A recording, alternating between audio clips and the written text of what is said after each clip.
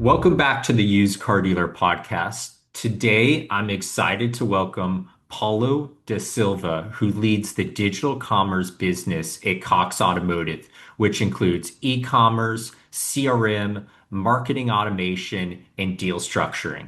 Paulo has been instrumental in helping dealers and national resellers expand their used car sales footprint by harnessing AI and true end-to-end digital retail capabilities. At a time when the average new car prices are topping over $50,000 and many consumers are turning to used. So, Paulo, thanks so much for joining me on the podcast today. It's a pleasure to be with you, Zach. I look forward to the conversation. So, Paulo, could you walk us through your journey into automotive retail and digital commerce and what drew you into this space? And how has your background prepared you for the digital retail challenge? Yeah, lots of interesting, funny stories here. But the gist of it is like I started my career in working mostly in strategy, mergers and acquisitions, and that was kind of the first half of my career. But I always had this desire to put my hands on a steering wheel and know more about, driving businesses, growing businesses, and I made a transition about 14 years ago to leading businesses, and most of the businesses that I've been running have been digital businesses in nature. And I've always been particularly intrigued about these high ticket items, these categories where whoever's buying the product is really taking their time to think through that purchase, right? And it's typically an event, something happened in your life, and you're making a purchase. So, for example, my last role before working for Cox was working for Whirlpool, the appliances company out of Southwest Michigan. And there I stood up their direct to consumer business from zero, from the ground up, selling large appliances, countertop appliances, consumables across a whole bunch of different brands, right? And so at some point, I was excited doing that and having a ton of fun. And Cox Automotive reached out and said, "Hey, look, we have an intriguing proposal for you. We want to build a fully automated e-commerce platform for automotive. It's never been done before, and it's one that a dealer could sell a car without ever having to talk to a consumer at all." And being a car guy, someone who's really passionate about cars in general, as a driver and as a consumer, and being and loving this space of like these considered purchases, this felt like a very natural transition for me, and it didn't take very long for me to say yes to the challenge. And I've been with Cox now for a few years, and in my time here, my scope expanded from that original e-commerce mandate to include some of the products you mentioned, right? So I have Vin Solutions, our CRM platform. I have our deal structuring platform called Deal Central. I have our marketing automation platform called AMP. And so I'm leading all these businesses. And so I feel like a lot of the work I've done up to this point has really prepared me to play a big role in helping dealers figure out how to navigate this next phase of digital retail. Really impressive, Paulo. And at Cox Automotive, like you've mentioned, you've overseen e-commerce, omnichannel capabilities, digital commerce platforms. What has been the key inflection points you've seen in automotive retail over the past, let's say, 5 to 10 years? Yeah, I think if I think about like the inflection points, the consistent theme behind the points was this push for more transparency, right? And transparency has become more of a competitive advantage, in to now really a baseline expectation of consumers, and that's been driven by consumers' experiences buying other products online, and how easy that is, and how uneventful it is, right? And also, I think consumer reviews have created a lot more visibility into the experience that consumers are having buying cars from dealers, and frankly, also I think regulatory oversight has increased over time. But if I think about the inflection points, I think there's four principal ones I would point to. The first one is the advent of the internet, and I've heard the stories. I wasn't around in automotive, but I heard a lot of the stories about the first dealer websites, and how a lot of dealers had concerns about even just putting prices online, right? And so that first step towards visibility and transparency, which something that now feels like table stakes, was a big deal back then. And from there was a natural inflection point towards digital retailing, where we started to offer consumers the option to pencil a deal, right, and try to structure a deal somehow. And there's a lot of concern there about, hey, I don't want people messing with down payments. I don't want people, getting assumptions about interest rates. But we eventually overcame that. And COVID, I think, being the third inflection point here was, as I think everybody can appreciate, just how much it forced everyone to be online ready, regardless of whether or not you believe that was a good thing for your business, right? It was a matter of survival. And now I would say the last inflection point I would point is what's happening now in AI, right? And that hasn't really been fully resolved, but I think we have a good sense of how it's going to play out in the next few years. And I think it's fundamentally, I think we're at the stage where dealers are excited about the prospects of using AI to make them more profitable and more efficient. But I think sometimes they forget about the fact that consumers will also use AI and the challenges that will now present as consumers get smarter about the process and profitability and their options. So, from your vantage point, what are the common digital retail mistakes you see dealers make when they jump onto online transactions? Yeah, I would say, the very first mistake I see happen very often is not putting their best foot forward. And what I mean by that is not having strong merchandising, not having complete information on the inventory, online really erodes trust and kind of Hmm. shoots down your chances of being successful online, right? And so every VDP should have really good images and videos, should have vehicle history reports, should have very clear information about their, options and packages of vehicle. If you've done recon on the unit, what recon have you done? Um, Hmm. if you have something like a KBB price indicator or fair price indicator that allows the consumer to have a sense as to how well priced this unit is, information is like delivery. All of these things make a really strong first impression that sets you up for a positive relationship with that consumer, right? The second mistake I would say is, like multiple CTAs that really create these, uh, you know, large number of potential options and doors presented to the consumer, right? Do you want to schedule a test drive? Do you want to get Hmm. an online price? Do you want to, talk to our team? Like the more options you present, the more analysis paralysis you introduce in the head of the consumer, right? Which door should I take? And so I think a best practice here is to figure out, how can you offer one path forward, and in that path forward, at every step of the way, the consumer can decide, should I continue online or do I want to now get assistance from someone from the store, right? And that way, there's only one direction of travel. It's towards a deal, right? The last thing I'll say in terms of mistakes is breaking continuity between the online experience and the in-store experience. So, when we in our research, Cox Automotive research, when we ask, consumers what they are trying to accomplish by doing steps online, 7 in 10 consumers tell us that their goal is to save time.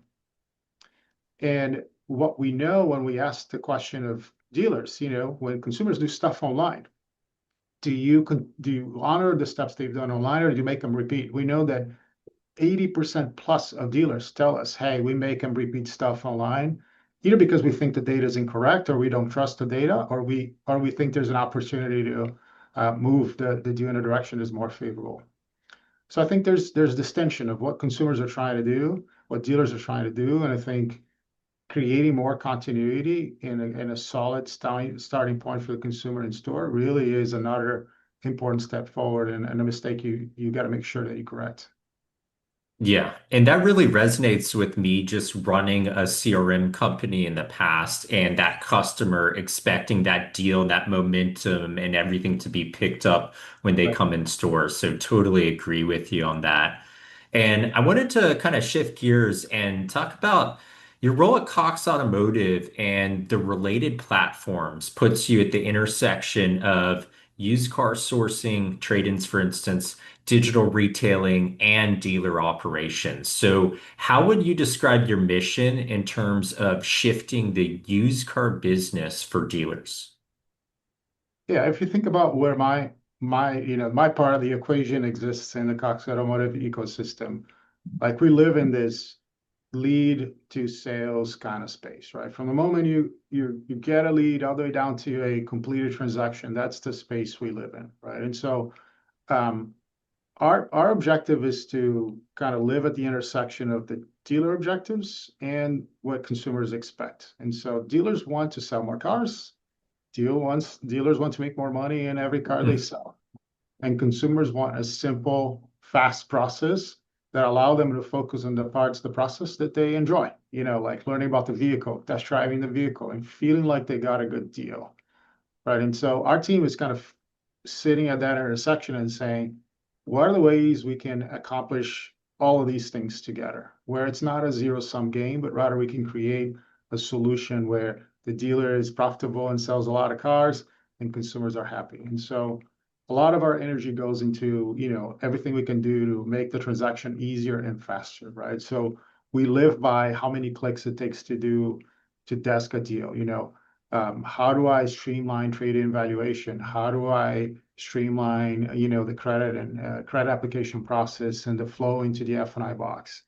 That's a lot of what we spend our time on is basically removing that friction because as we remove friction, we make it faster for everybody and it's a good outcome for both dealer and consumer.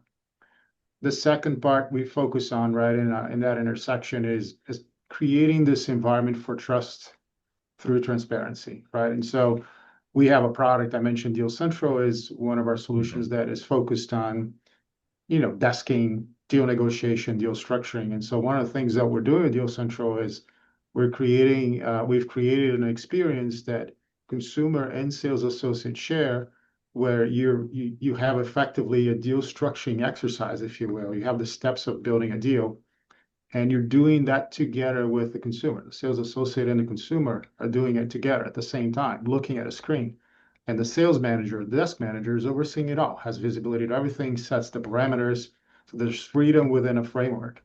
But what that does is it allows a process that today feels very much like a negotiation, a zero-sum game, where it's either Mm. I win or the salesperson wins and it makes it more of a collaboration. We're solving a problem together. We got to work through these steps, and the end result will be a deal that I'm happy with, right?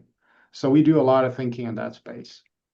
The third piece we do a lot of thinking on is the space around, kind of how do we create dealer profitability and tie that dealer profitability to a better consumer experience. So how do we improve the consumer experience, and as a consequence, we find better dealer profitability outcomes, right? And so um, a lot of that work revolves on, providing the perspective that you have options and you have alternatives as you're structuring your deal that you wouldn't otherwise have if you didn't have the intelligence that we offer. So alternative vehicles, alternative deal structures that we may present to a desk manager so they're better equipped to present the consumer with the right deal, the right payment, the right choice that optimizes profit and experience. So we kind of live in that space overall.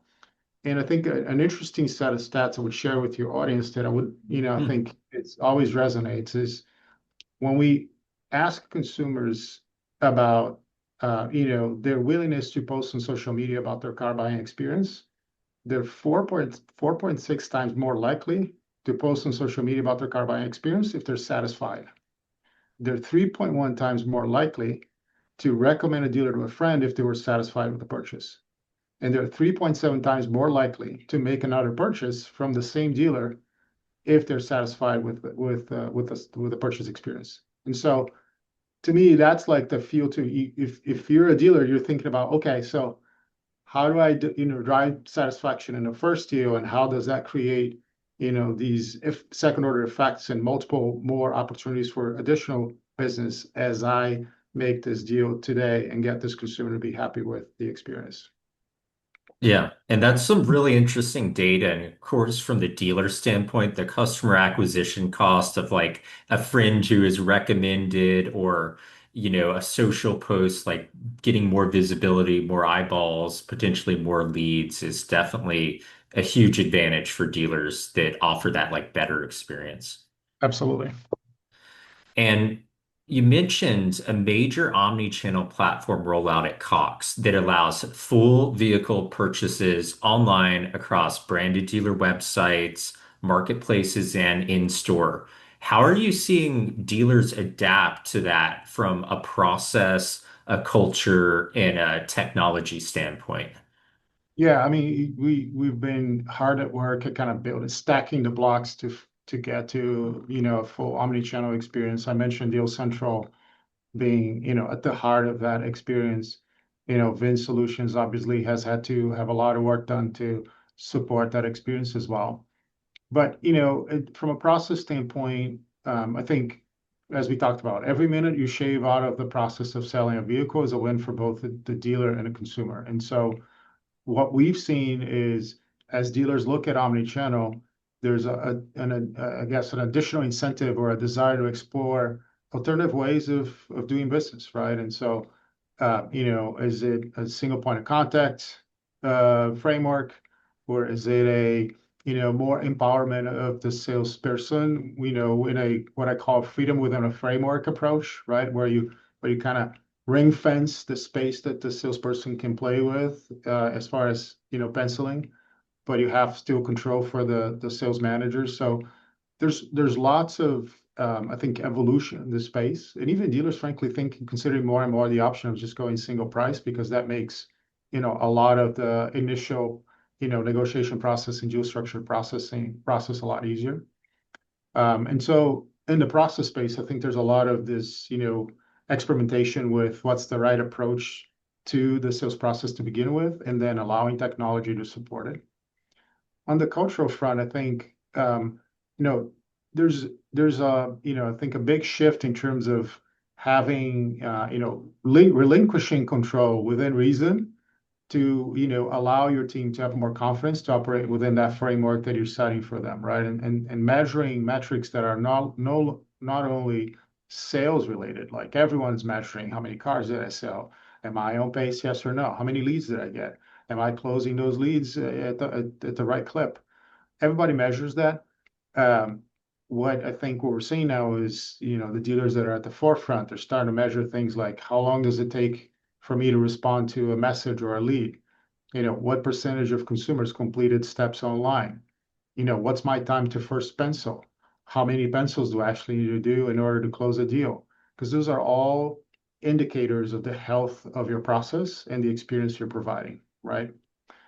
And then on the technology front, I think just leveraging, technology that companies like Cox Automotive has that, is, well thought out and holistic and thinks about the process end to end and offers flexibility to, meet the dealer where their process is, right? No matter what your philosophy is, in terms of how you want to run your variable ops, having technology that is flexible to accommodate that, but also smart enough to think holistically Mm. about work streams, right? So I always use the example of driver's license, you know, not capturing your driver's license multiple times, but rather capturing it up front when you're doing a test drive and having that image and that asset flow all the way through to F&I so that they can use the same image and the same scan for the purposes of compliance, for the purposes of putting it on the due jacket and so on, right? So leveraging these unified platforms that support the process and the culture you're trying to put in place, I think is absolutely key. And for independent dealers, franchise dealers looking to ramp up their used car business, which elements of the digital solution should they prioritize? For example, pricing transparency, trust, online checkout. What are your thoughts? Yeah, I think the complexity about this business is the number of different solutions that need to come into play when you're thinking about running your variable ops side, right? And so, dealers will often think about like the website and digital retailing and CRM and desking and their lender portal and F&I menu and DMS is all separate pieces of the puzzle. And I think we're getting to a point in the industry now where we're starting to think about technology that bridges it all. Like I talk about it informally as cake toppers, right? The Hmm. layers that you add on top of your technology stack to create a much more seamless experience for both your team and the consumer, right? So the biggest frontier now, the next big space where we're really excited about, and I'm personally working with my team, is the bridge between sales and F&I, right? So how do we make that bridge in a way that removes the time or reduces the time it takes for a consumer to get into the F&I box to begin with, right? And so that's one key piece. I would think about, technology and solutions that are flexible to accommodate how you want to start this journey, but also how do you, eventually use the same technology to evolve your process along the way. So something that allows you to evolve and learn and will continue to fit your needs. The other thing I would say is look, just looking for consumer data that you may not already have, right? And so we often talk to clients who have big dealer groups and they may have 20, 30, 50 stores, 100 stores, and Hmm. they get a lot of touch points with consumers, right? You may have an open arrow in your Toyota store, and you may have, a lead in your Honda store. And although they do have a lot of touch points and a lot of information about consumers, players like us can really come to the table and enrich your understanding of what they've been doing online and where else they've gone and what content they've consumed and what deals they've tested, penciled online, and really level up your understanding of that consumer. And so looking for ways to bring that data into the equation, I think is big.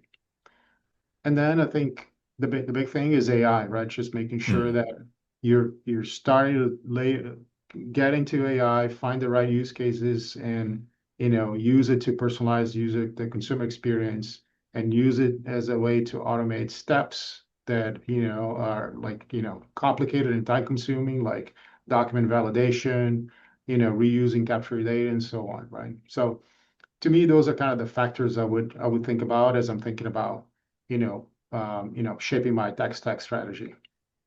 So let's talk more about AI, automation, and tech tools in digital retail.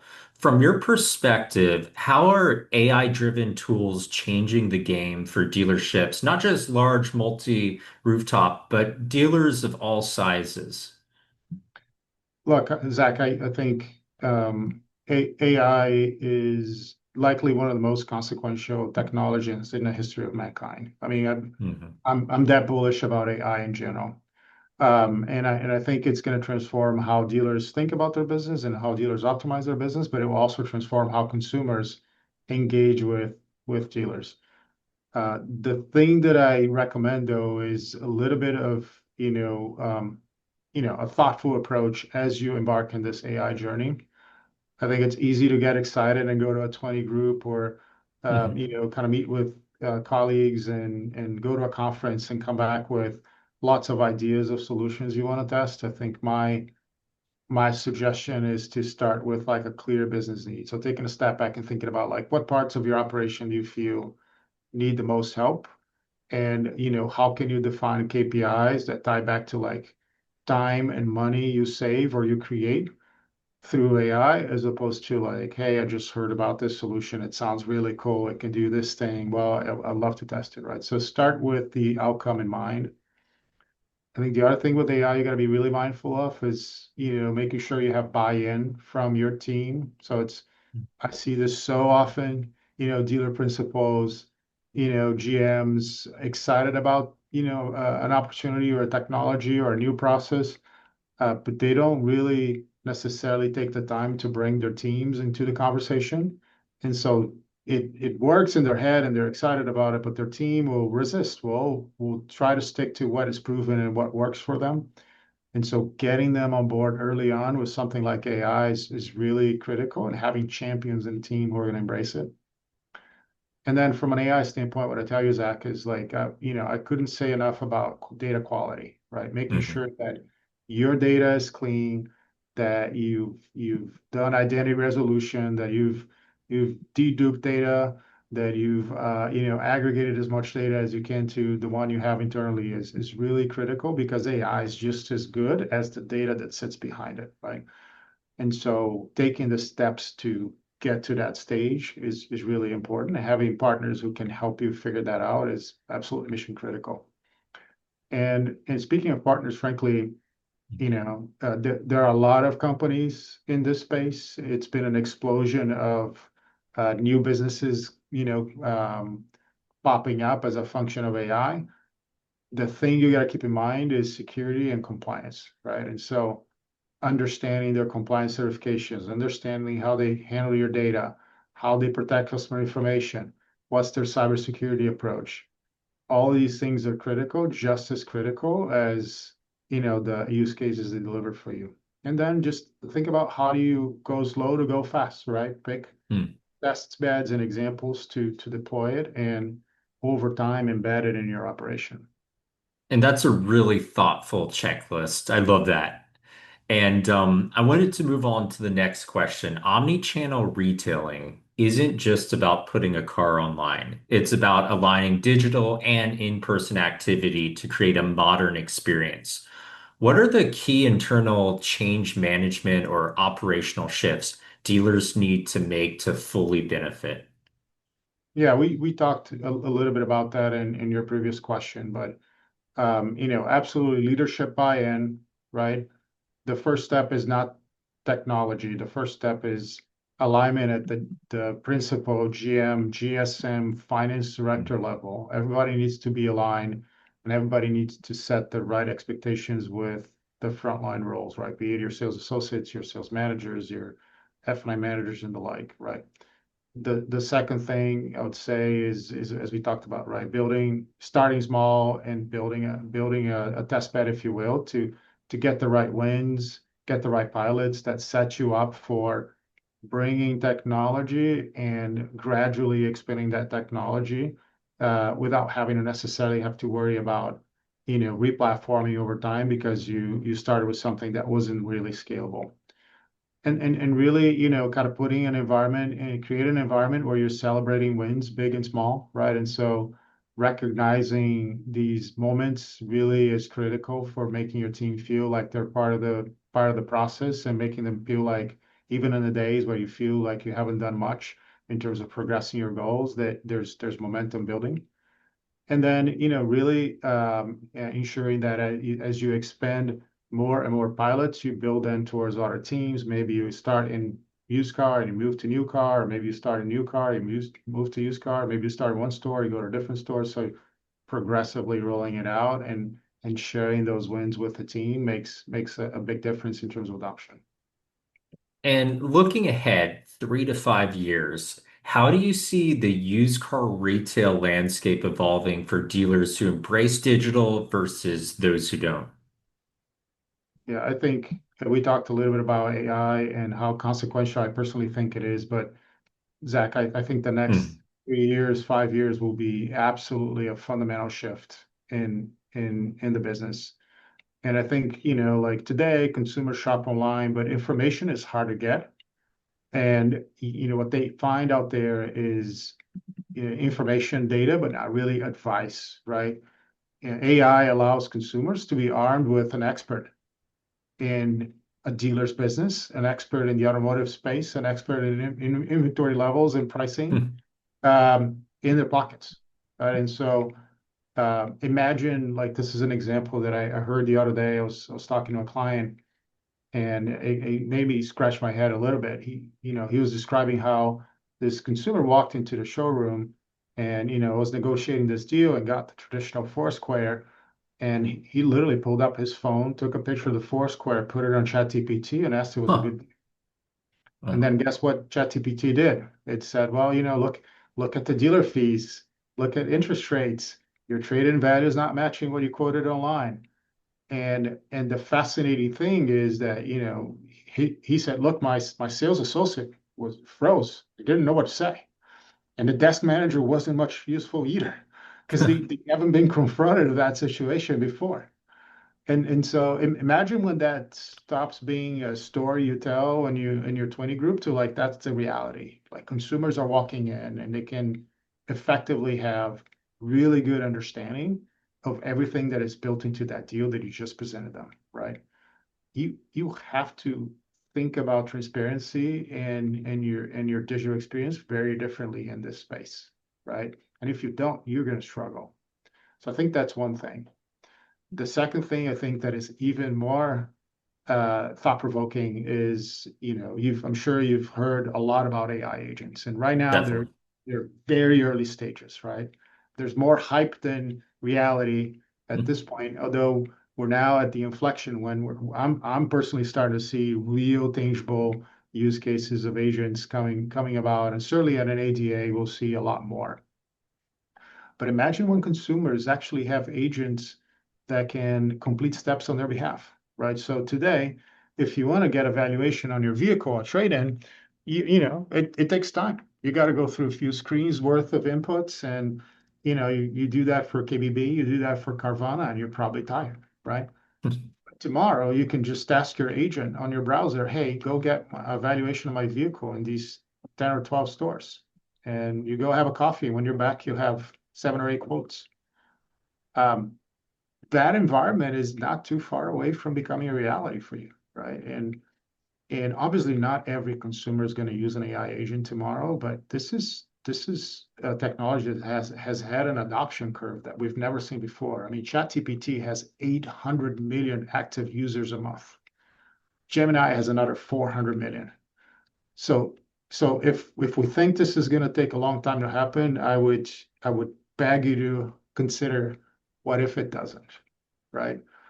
And so I think that at the end of the day, digital and AI is just going to become a non-negotiable. And so, yeah, as much as people get excited and dealers get excited about AI as a way to get ahead, I would think about it as almost a non-negotiable. If you don't do this, consumers will adopt, and they'll come to the table with these kinds of tools at their disposal, and you struggle to catch up. Table stakes, totally. And with the shift to digital and more direct to consumer models, how do you see dealer lender relationships, F&I processes, and aftermarket service evolving? So I think a few evolutions here, I think in this space, right? Number one, I think more and more of the F&I process that historically has sat and in the F&I box, squarely in store will start migrating to be part of the online experience. And so, today most dealers offer the opportunity to submit a credit app online, right? But I think the expectation will start to be that you offer instant credit decisions online, right? Mhm. Many dealers are afraid and concerned about presenting aftermarket products, right? The protection products online, right? And providing that visibility. And I think as more and more consumers want to complete steps online, and eventually, I think we'll start to see more consumers who want to buy, work through the whole deal online. You have no option but to present your aftermarket products online. Otherwise, you won't sell them, right? That doesn't mean that you're not going to give a consumer a call if they opt for not buying anything as they're going through the experience online. But I think that is an inevitable at this point. Um, the second piece here is, I think, as we talked about, transparency will be forced by AI, and so consumers will use AI to analyze every element of the deal, and so this will extend to the F&I space too, right? And so, what kind of interest rate are you providing? What's the pricing on your products that you're including on the menu? All these things will be right or indifferent easier and easier for consumers to benchmark and figure out where you stand on the price spectrum of, is this really aggressive or is this, a competitive, if you will. So just, I think naturally F&I is going to be the next territory for engagement. The third thing I'll say is a trend that I've been seeing a lot more of, Zach, which is Mhm. I've been seeing as more of the journey can be completed online, more and more subprime consumers will opt for that mode of engagement as opposed to, trying to go store by store, running credit and seeing if that dealer will buy them, right? We'll extend them credit. We'll figure out a way to get them financed, right? And so um, we still have to figure out as an industry this space of how do you structure deals more dynamically? How do you support alternative deal structures in a way that allows this segment of the population to have an opportunity to figure out a deal that works for them, right? And if AI can't figure that out, then you have to have, we'll have to figure out the transition into special financing teams that can do that behind the scenes and work the creative aspect of deal structuring in the F&I box, right? And the last thing I'll say is that because I think more and more of what's happening in the F&I box I think the expectation will be that it feels like a self-checkout experience, right? And that, so much of the time it takes to manually go through the process of financing and submitting credit apps and reviewing decisions and working through, presenting your menu and then working through contracting. All that is very time consuming and manual. And we're working towards making all of the process steps easier and more automated so that the F&I box process can happen in a much more compressed way and take a lot less time. And the F&I manager focuses on two things, right? Focuses on making sure you protect your finance reserve. And so you have all decisions in one Mhm. place, you have transparency and profitability, and kind of you can figure out what's the right answer there. And from there, how do we use our intelligence to help facilitate a strong menu presentation and allow for the reserve on the product side to be delivered as well, right? So you want your F&I managers doing that, and you want them less worried about the clerical steps, the contracting side. Let technology handle that, and I think that's one of the trends you see next. Wow. And I really liked your observation about the rise of subprime engagement online and tools for those shoppers, because that's a market that, we work closely with selling Auto Manager, and it's often kind of overlooked in terms of technology. So really interesting point there. And as we get to kind of the last question, what is one digital retail practice every used car dealer should adopt today from your perspective? Well, it's really hard to pick one. Of What I course. would say is, look, if I think if you take all the data points I relayed today, I think the biggest thing you can do to drive your business forward as this new age is dawning upon us here is, look, you got to give consumers the opportunity to complete as little or as much of the buying process online as they choose to do it. And and so having that online experience, be flexible and allow them to figure out, hey, of the 7 steps that I need to go through, there's 3 that I would like to do online and I want to do it now. And then, the other 4, I want to get advice from an expert to work through. I think that's really critical, right? Reducing it to one funnel and ensuring that whatever happens online is honored when you show up in store, right? And so honoring the online process doesn't mean that the deal you finalize in store is the same deal that the consumer penciled online, right? We know that that can create a lot of pressure on the profitability side. But what it means is that whatever they penciled, their last pencil online, should be your starting point from which you build in store, right? So, think about how you, instead of saying, hey, those online calculations are always off, let me Mm. show you the real numbers now. Like that removes the credibility from your online experience and destroys trust.